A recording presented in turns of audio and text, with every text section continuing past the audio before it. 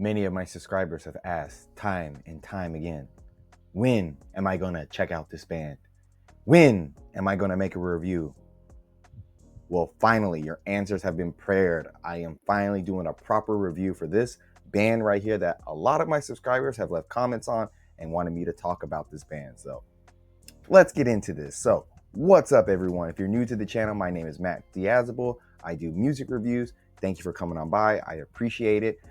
Today, I am checking out a highly requested band and album, I guess, at the same time.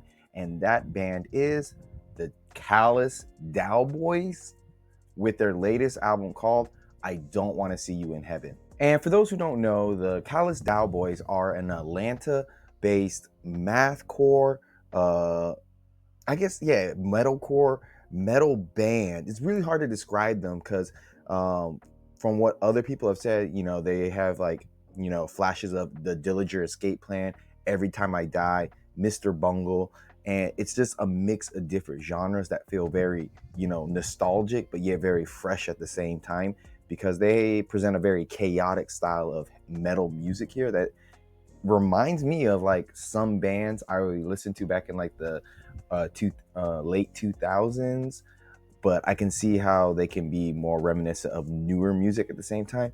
They're in this weird in-between place in metal, I think. And like I said, a lot of people on my channel have asked me to talk about this band. Before I started my channel, I knew a little bit about this band, but never really cared to check them out, I guess. But doing my job of trying to check out everyone, even if I'm not too interested in them. And this was a really highly requested band for me to check out. So I'm really happy I can fulfill your guys' requests. So let's get into it. And from what I can tell from this band, the Callous Daoboys, and I think a lot of people can probably say this as well, they're a band that doesn't really try to, color within the lines of traditional music and traditional like art making. But here on this latest album, from what I can feel and just overall vibe with this particular album, it feels like the band has, sharpened their chaos into something that is a bit more expansive and sprawling and strangely very purposeful.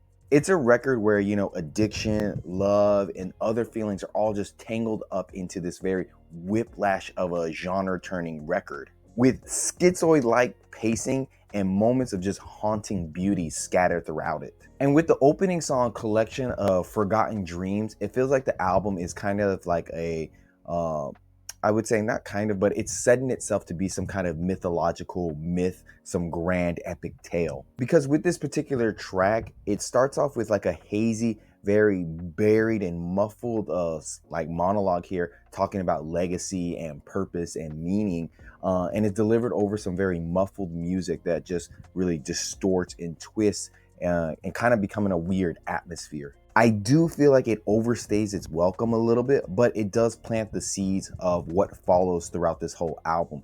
It is setting up a very interesting tale.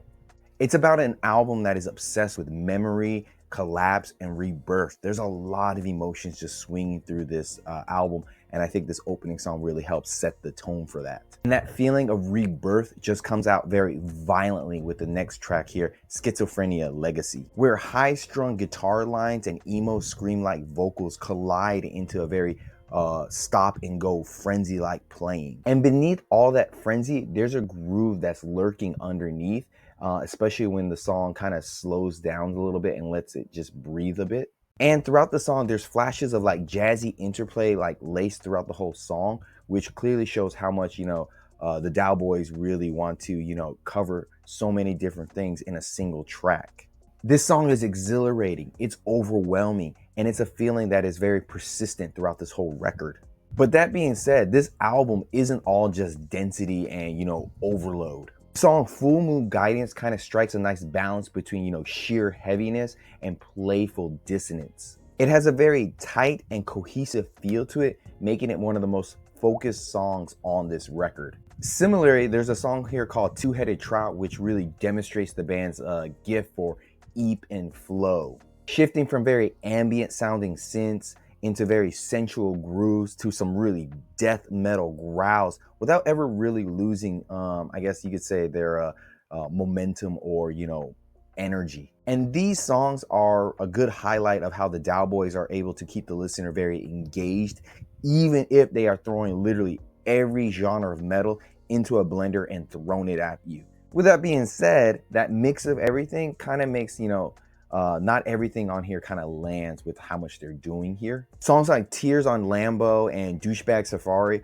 are some of the most spastic and chaotic songs from the Daoboys that can be a little bit on the exhausting side. Collapsing into some very chaotic riffing while also having songs that just end abruptly, so it really blurs the lines of like when a song starts and ends. But still, even in these like chaotic moments, there's some flashes of brilliance here with having some really dirty guitar tones, filthy breakdowns, and just some very playful percussions. And in these moments, it helps you remind yourself like, oh, this band really likes to take risks no matter what, and that's what kind of makes them stand out compared to other bands. The album's strongest curveballs on here come when the band kind of lean into like experimentation that is beyond metalcore's usual palette.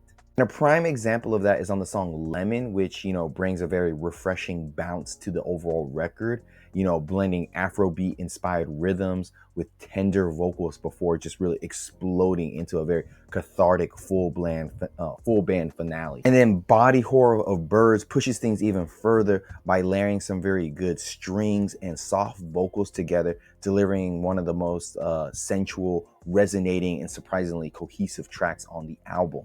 And these diversions in their overall track list kind of give a lot of context to their chaos here.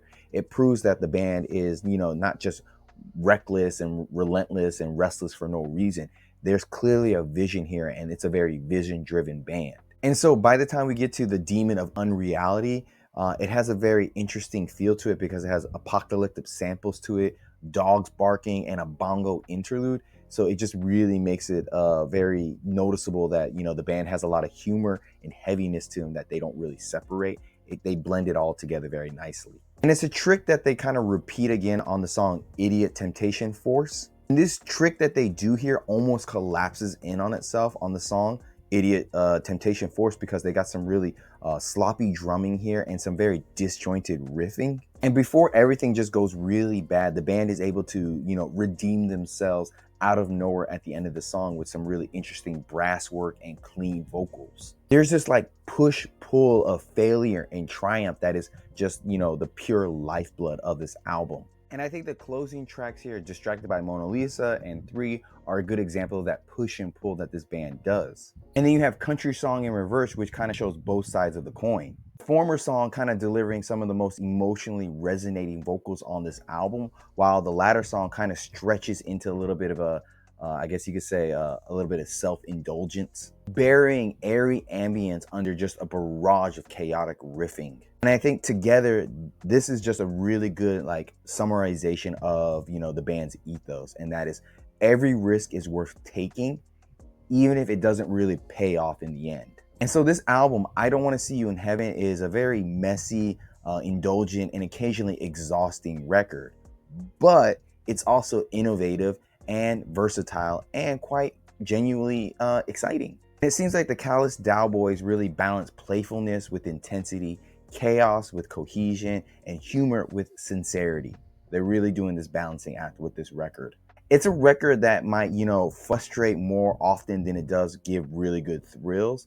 But in its best moments, like on the songs Lemon, Body Horror Birds, or Full Moon Guidance, it feels like in these moments, it's a band that is, crafting the new generation of mathcore while, like laughing at the past of what mathcore has been before. To put things simply here, it's not just mathcore you're getting with this record. It's a carnival of sound that just, with every detour, it counts, even when it's a bit of a misstep. So overall, I gotta say this latest album from the Callous Daoboys, I Don't Want to See You in Heaven, I would have to give it a good and okay 7 out of 10.